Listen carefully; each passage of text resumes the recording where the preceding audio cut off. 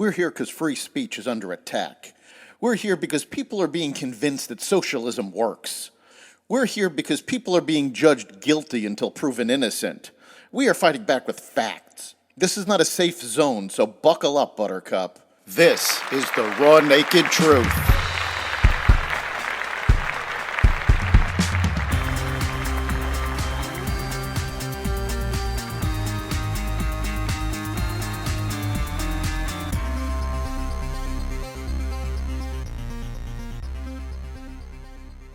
Joe Manchin moves closer to a third-party run. More anti-Semitic attacks, changes to your taxes, and more. Welcome to the Raw Naked Truth. I'm your host, Eric Lopkin, and here's the news you need to know.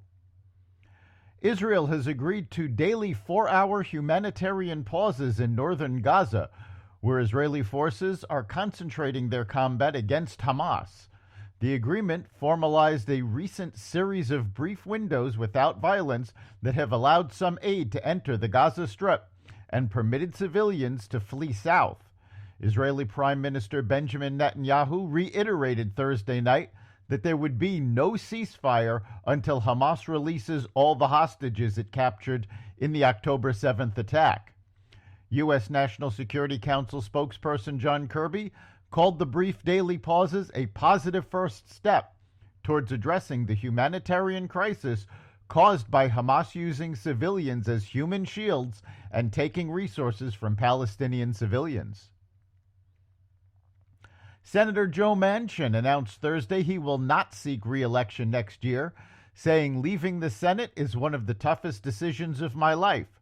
Manchin's departure in his deeply red state gives Republicans a good chance to pick up the seat and hurts Democrats in their effort to hold on to a narrow majority in the Senate.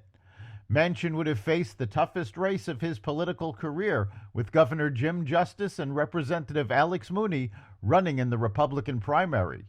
Manchin didn't say whether he had decided to retire from politics or run for a president as a third-party candidate backed by the centrist No Labels group.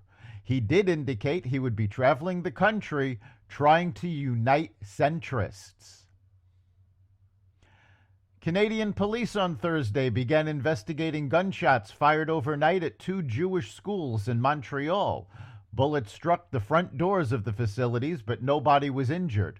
Prime Minister Justin Trudeau condemned the violence, which followed clashes between students over the Israel-Hamas war at Montreal's Concordia University that mirrored similar fights seen in the United States. I understand that people are so profoundly disturbed by what they see happening there, Trudeau said. But violence, hate, anti-Semitism, Islamophobia, and scenes such as the ones we saw in Concordia University or shots fired at Jewish schools overnight, all of that is unacceptable. Federal Reserve Chair Jerome Powell indicated that the central bank's policymakers were in no hurry to raise interest rates again, but would do so if necessary to cool the economy further and contain inflation. The Fed earlier this month decided to keep rates unchanged in the 5.25 to 5.5% range. Inflation has come down since a summer 2022 peak, but remains above the Fed's 2% target. Powell, speaking from remarks prepared for an International Monetary Fund conference, said Fed leaders had made progress, but were still not confident they had restricted monetary policy enough to achieve their goals. The IRS announced on Thursday it is adjusting tax brackets upward by 5.4% to account for inflation.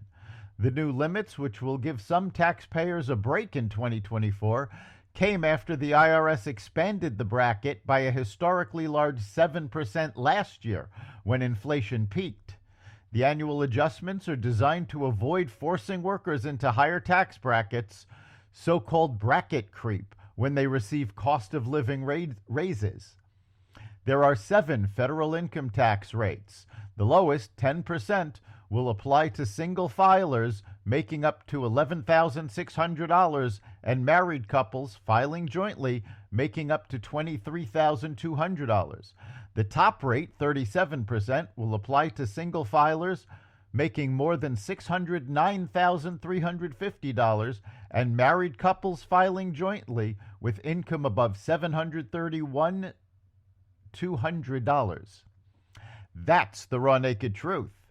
You can catch every episode of The Raw Naked Truth at xvadio.com/podcasts, the Apple Podcasts app, Google Podcasts, Spotify, iHeartRadio, Audible, Amazon Music, and other platforms that respect freedom of speech. We'll see you next time.